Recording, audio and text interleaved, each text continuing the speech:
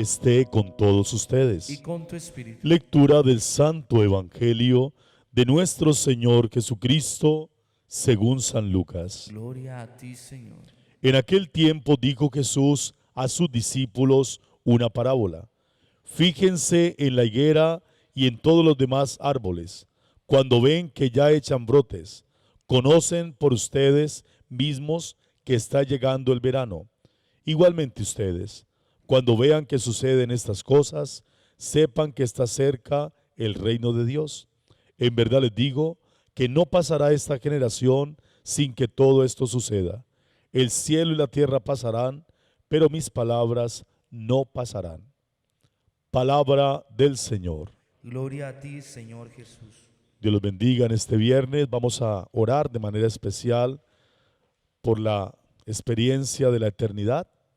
Y viene bien porque las dos lecturas tienen una palabra clave. La profecía de Daniel para el pueblo judío viene la palabra juicio final. Y para nosotros el Evangelio de Lucas viene la misma palabra, juicio final. Interesante cómo la experiencia de fe nos lleva a una pregunta existencial. Después de la muerte, ¿qué hay? Entonces, la primera experiencia de un creyente es responder por nuestros actos delante de Dios. Todas las experiencias religiosas tenemos la pregunta, ¿qué tenemos que entregar después de la muerte? Nuestra experiencia de la vida tiene también una relación con la entrega de cuentas, como dicen hoy en las empresas, rendición de cuentas. Creo que también todos tenemos la misma experiencia. Pensar que si morimos, ¿qué cuentas tengo que dar delante de Dios? Entonces la profecía de Daniel viene muy bien estructurando como el libro del Apocalipsis. Va estructurando ese juicio final respecto a lo que tiene que suceder después del final de la vida. Para nosotros los cristianos hay un juicio final que es la segunda venida de nuestro Señor. Sin embargo, hay una, diríamos, una experiencia, una expresión que es el encuentro. Mientras llega el juicio final tenemos un encuentro con Dios. El Papa Juan Pablo II en su momento tuvo que aclarar teológicamente dos términos muy difíciles de entender en nuestro tiempo: la palabra infierno y la palabra cielo. Y recuerden que el Papa abolió la palabra limbo.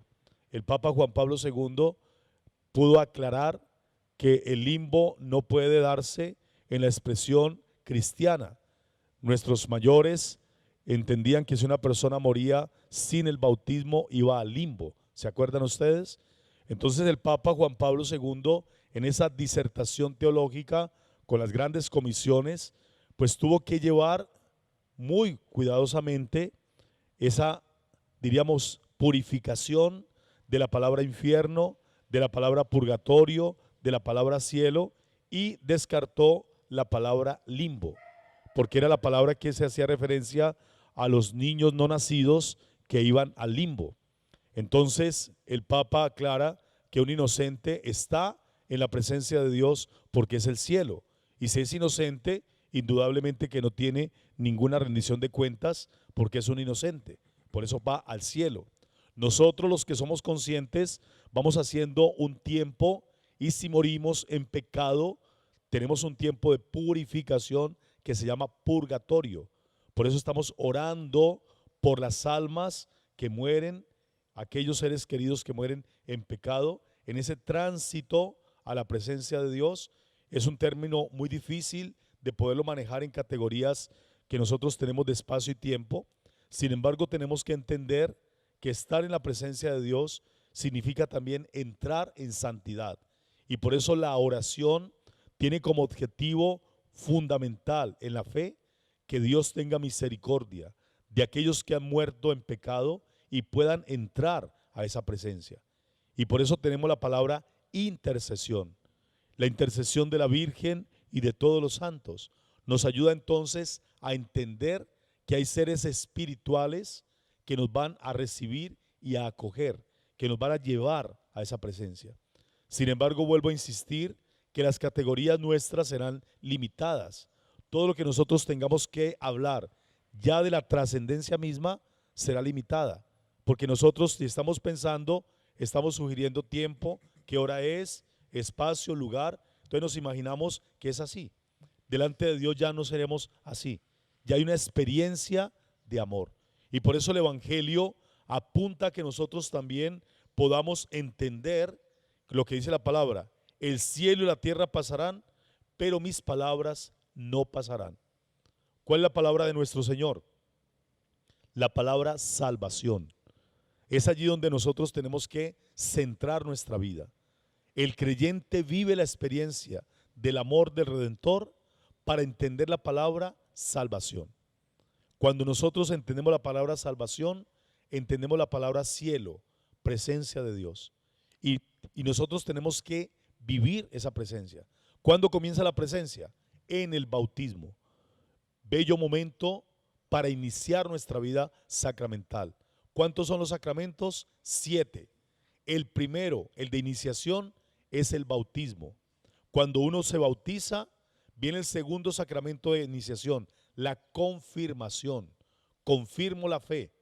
Antiguamente se confirmaba también al bautizado inmediatamente. La iglesia en la pedagogía nos permite tener el discernimiento de conciencia. ¿Quieres profesar tu fe? ¿Quieres seguir siendo creyente? Y la pregunta importante, ¿crees en la vida eterna? Sí creo. Allí es donde uno confirma ese inicio de la vida sacramental. Y viene el tercer sacramento, el de la Eucaristía. Por eso es tan importante cuando nosotros podemos celebrar el misterio eucarístico, porque de aquí, de este misterio, es que entendemos la vida eterna. Si no hay Eucaristía, no entendemos la eternidad, porque la Eucaristía es el milagro, la presencia real de nuestro Señor. Y así como recibimos la comunión, un día queremos estar en comunión. Por eso muchas personas se privan de comulgar. ¿Por qué se privan de comulgar? Porque hay un pecado grave. Y cuando hay pecado grave, nos confesamos para que el sacerdote, en nombre de Cristo, en nombre de la iglesia, nos dé la absolución y podamos estar en comunión. Por eso entonces oramos por las almas del purgatorio, para que puedan estar en comunión. Y la oración ya no es recibir sacramentalmente al Señor, sino recibirlo eternamente. Es el misterio de la eternidad. Y un día el Señor vendrá para juzgar a vivos y muertos y su reino no tendrá fin. Quiere decir que todos, absolutamente todos, nos vamos a encontrar en esa palabra maravillosa, comunión. Vivamos el sacramento de la Eucaristía, valoremos nuestro bautismo, confirmemos la fe. Los que no se han confirmado, los invito a que se acerquen a su parroquia, pregunten a su párroco cómo pueden confirmar su fe, porque son los 3 sacramentos de iniciación más importantes: bautismo, confirmación y comunión, la Eucaristía.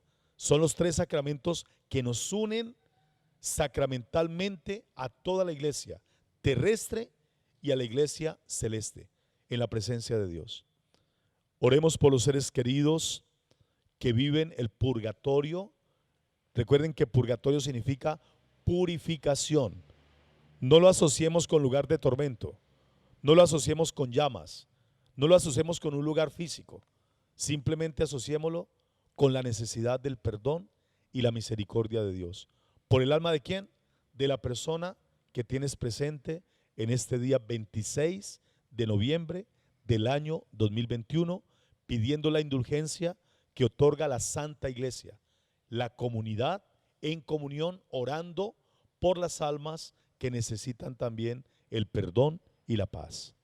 Concédeles, Señor, el descanso eterno. Y brille para ellos la luz perpetua. Concédeles, Señor, el descanso eterno. Y brille para ellos la luz perpetua.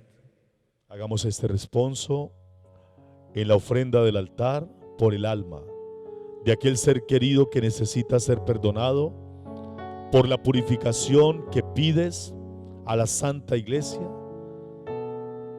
que tiene la potestad que Cristo le dio a Pedro, abrir y cerrar la puerta. Es la potestad que tiene la iglesia, y por eso la intercesión es pedir a la iglesia el perdón para que ese ser querido sea perdonado y participe de la mesa de los santos. ¿Quién cree en ti, Señor? No morirá para siempre. ¿Quién cree en ti, Señor? No morirá para siempre. Dichos son los difuntos que mueren en el Señor. ¿Quién cree en ti, Señor? No morirá para siempre. Yo sé que mi Redentor vive y el último día resucitaré de la tierra. ¿Quién cree en ti, Señor? No morirá para siempre. Desde ahora descansa de sus trabajos, porque sus obras le acompañan.